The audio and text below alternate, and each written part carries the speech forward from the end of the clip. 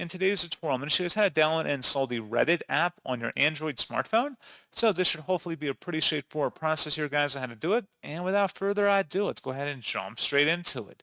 So all you have to do is swipe up on your home screen, and you want to select the Play Store listed here.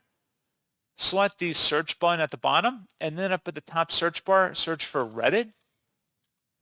One of the best matches should say Reddit, Reddit Inc. Go ahead and select install. Give that a moment.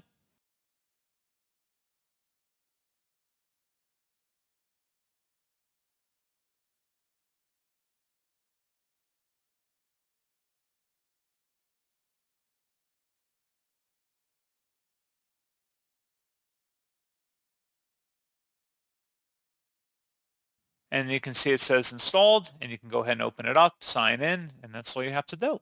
So pretty straightforward process on that, guys. And as always, thank you for watching. I do hope that I was able to help you out, and I do look forward to catching you all in the next tutorial.